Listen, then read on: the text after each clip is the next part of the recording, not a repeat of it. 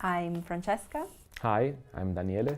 And we're really excited to join the Halle Orchestra at Bridgewater Hall in Manchester in January for an amazing program, and we have Glinka's overture to Ruslan and Ludmila on the menu, opening up for starters, and then we have Tchaikovsky Violin Concerto where I will be the soloist, I'm a violinist, and in the second half a really great big symphony, and that's Rachmaninoff number 3.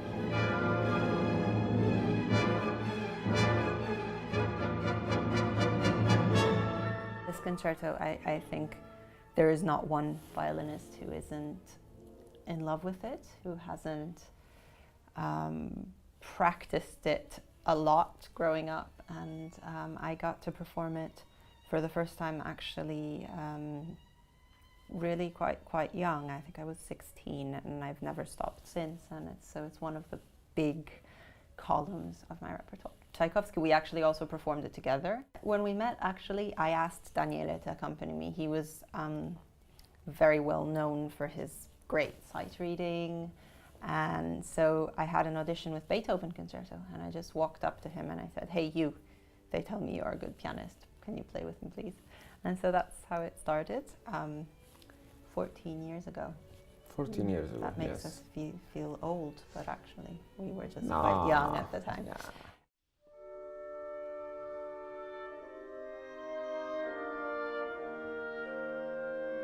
I remember my teacher, my violin teacher, who actually recently passed away, so it's something I think about a lot in this period.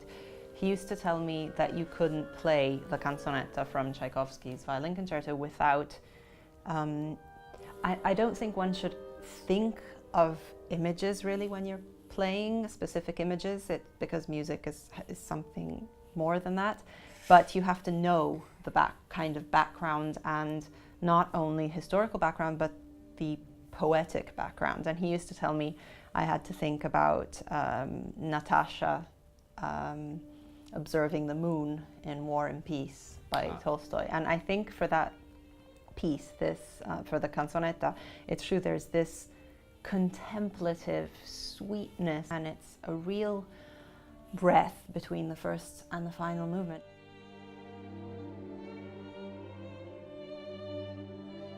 Rachmaninoff, on the other hand, represents the highest level of virtuosity on the piano, but how is his symphony writing? Interestingly enough, I just visited the Villa Senar in Switzerland, where he wrote the symphony. So he wanted really to have to find this piece and to have a place where he could really go back into the composition. Orchestra loves to play his music.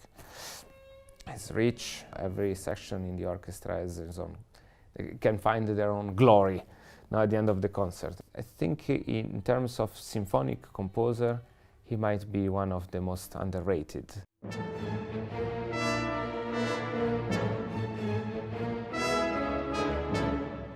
I read somewhere, this is not mine, but it's really good, so I'm going to steal it from whoever I read it from, that, you know, the performers and the audiences are they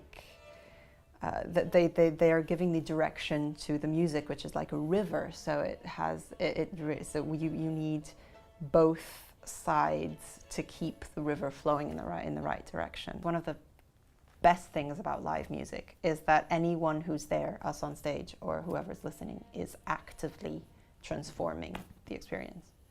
Well, that's so true. I mean, of course, the audience is part of the show in all senses. So this is a debut, so we look forward to being shaped by the audience at the Bridgewater Hall too. Performing with an amazing orchestra like the Halle, and I mean in a fantastic hall, because Bridgewater, it was always a dream to perform there. And we have 3 concerts there with an amazing acoustic. So you mean we're bound to get it right once, at least? No. Yeah. I hope we will get No, right. we'll go for the 3, I think. Yeah. The The 3 is a good number. But I think you know, Tchaikovsky, fantastic orchestra, fantastic hall. I think it's a privilege. I want you at the Bridgewater Hall. No, we're waiting for you. That's a bit aggressive. Sorry. Sorry. Come to No, Bridgewater Hall.